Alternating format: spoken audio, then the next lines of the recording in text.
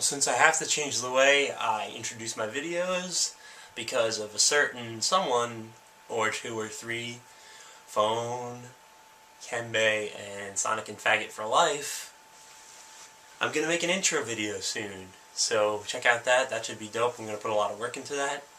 But as I promised, guys, I'm going to tell you why these two games, well, more so this one, but this one's definitely up there. This is why this series is my favorite gaming series of all time. It's something that I don't know if I really I put a lot of thought into it, but I never really thought about why. I just really enjoyed those games, and that's why they were my favorite games of all time. But I think I could break it down for you as to why. So let's go back. Let's go on a time warp back to the future to like 1999, 2000, something like that. Had a friend, Peter Knott, good man. He had a Dreamcast. I was pretty much a strictly a Nintendo kid as a youngin, a little young Clement, and so I go over to Pete's house every once in a while because he lived around the block from me. He was my childhood friend, my childhood best friend. Still see him around every now and then, and he has the Dreamcast and he's playing this game, and I just start watching him, and he's like, I'm like, what's this game? He's called, oh, it's Shenmue. And I'm like, oh, this looks cool. So I start watching it. I'm just watching them play it. They play a lot of it. I think I watched the fight with Chai in the arcade. I watched that fight. They were at that part. And I watched that, and I was like, damn, I need to get this game. At that point, I'd been playing Nintendo 64. That was like the main system I had at that time. And I had Super Nintendo. I was playing Game Boy. I always played Game Boy. Been a big Game Boy fan. And so I hadn't really ever experienced something like this game. This game, back in the year of like 1999, 2000, absolutely blew my mind of what I expected from a video game. I went out and my next birthday got a Dreamcast, bought Shenmue. I got Fur Fighters, but I went straight to Toys R Us after my birthday, got Shenmue from Toys R Us, and played right through it. And I play this game yearly, actually. This one, not so much, but I can kind of explain that. This might be a two-parter video, so grab your popcorn, get ready. This game, I don't know how many of you have actually played this game, or at least know about this game, but if you think about the time it came out in, 1999, 2000, it is a gaming achievement in every sense of the word. Think about a fully animated, everyone has their own voice acting, although the voice acting is not the best, I'll admit that. The voice acting is very campy, and that's what I like about it, because those voices will always stick in my head, even if I'm playing the Japanese version, which this version is Japanese with English subtitles. And this game was a fully animated 3D world with different shops, different people to talk to. You could play arcade games. And it was just this weather system where the weather would never be the same. You could even switch it to real 1986, what was it, Yokosuka, or whatever the town is where they live, the region. You could change it to that weather, so it would play out like the weather did in 1986. This game cost $70 million to make. That was the estimate I think that was given. And for this game to turn a profit, which is why it's kind of upsetting, every Dreamcast owner would have had to buy 2 copies, which unfortunately, I think while I do think a majority of Dreamcast owners did play this game because this was one of the must-play titles on the system, it was not enough for the game to be considered a commercial success. But this game, I think, is a pinnacle in storytelling in a game, especially if you go back to 1999, 2000. The biggest games were like, there was Ocarina of Time, there was Zelda, not Zelda, well, yeah, obviously Zelda, but there was Final Fantasy VII. There were these games that were shaping the industry, changing the industry as a whole.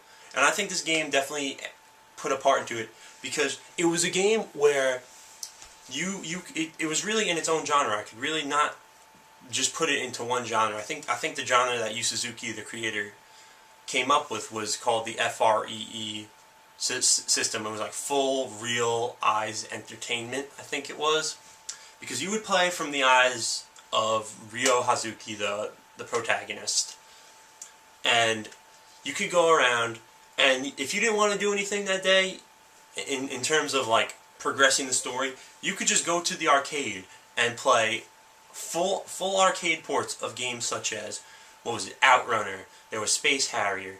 There was, I think in this one they added some different ones. I think they put Outrunner in there. There was Hang On. No. Hang On was in the first one and in the second one. Outrunner was in the second one.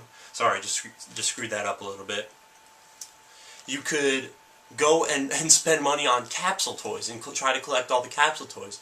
You could go into these grocery stores and buy these little cassettes that have the music on it and just listen to the cassettes the whole day.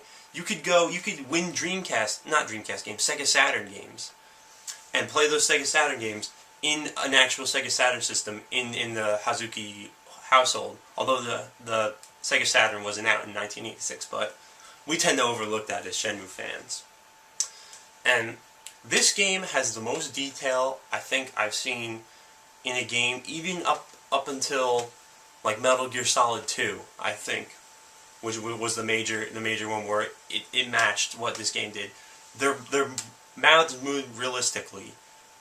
Everything was detailed. They had hands. They had actual hands. The Grand Theft Auto games did not accomplish actual hands until San Andreas.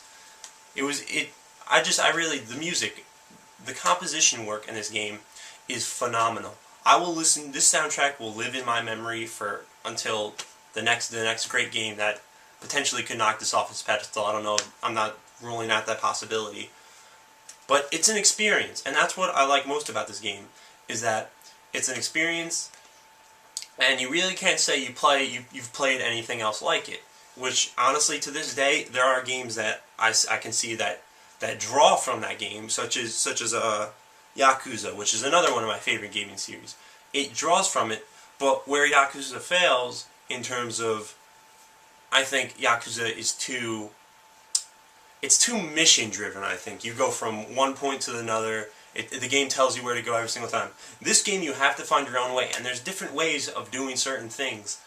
Like you'll have the notebook, and then the notebook, whenever you find out new information about trying to go get Land D, which is the antagonist in this game, you go and you'll like talk to someone, and they'll give you a certain bit of info, and then you could go talk to a different person, and they'll give you a different bit of info on how to progress further in the game. It'll be like a clue or something, and then you just kind of go through the game that way. And the game plays on a 24-hour clock. But the clock, you can only play up, I think, until 11 o'clock, because that's when he's like, oh, it's time to go home, and then you got to go home and rest for the day. You have a job in this game. It's a 3-disc game. I don't know, I could show you guys one. There's a disc behind the instruction manual, and then that's the passport. That's disc 3, and disc 2 is on the other side. You get a job in this game where you're driving a forklift. And the game just feels so realistic to me, and at the same time, it doesn't feel like I'm playing The Sims, whereas in The Sims gets kind of boring after a while because you're literally doing everything a human does, going to work, with no sort of changing. This game, I can go through this game, and there's no way you can see every single cutscene there is to see in one playthrough. You have to play multiple playthroughs, try different things, go to different places at different times, because there's different battles you can fight, there's different cutscenes you can see. This game actually introduced the now infamous, but back then it was pretty cool, the QuickTime events. Games nowadays all use them. Let's see. There's the Resident Evil series. 4 and 5 use QuickTime events. Off the top of my head, I suppose this could count, like Indigo Prophecy and Heavy Rain. That also uses a QuickTime system. Potentially those games could exist without the birth of Shenmue, I think. But a game like Resident Evil, which is a multi-million selling franchise, draws inspiration from Shenmue, is incredible. And also, I think the fighting in this game, this game, once you hit disc 3, dude, the ball starts rolling. You are fighting these incredible battles against these massive forces like I've never seen in another game. I'm not going to go into any spoilers. I'm trying to avoid that because I want you guys to play this game. I'm trying to give you guys a reason to play this game. But the battle system is fun. You can always learn these different moves. You can buy different, these scrolls in an antique shop and learn different moves. And you can train those moves, and those moves will, start to change as you train them. Me personally, I never really like to train the moves. You can beat the game without training the moves. That's just kind of like an optional thing. Like if you want to beat someone in the arcade, which I actually already mentioned it, so Chai in the arcade I mentioned in the beginning of the video. Sorry, I didn't even think about it then. But you can train the moves, and that'll better prepare you for the fights you have to face. And what was I gonna talk about? I think if this game does have a flaw, it does start out kind of slow, and that's what I've seen people most complain about, is that it starts out very slow. But you really have to go into it and give it a chance and kind of let the ball roll, because it plays out like a movie does. I think it's a very long, drawn-out movie. Is that, yeah, you're not going to be, it's not like Metal Gear Solid where you jump right on the ship and you're good to go, you're already sneaking around in intense espionage action. Shenmue is a game that you kind of have to build sort of the foundation for the plot, and then you can start adding things to it.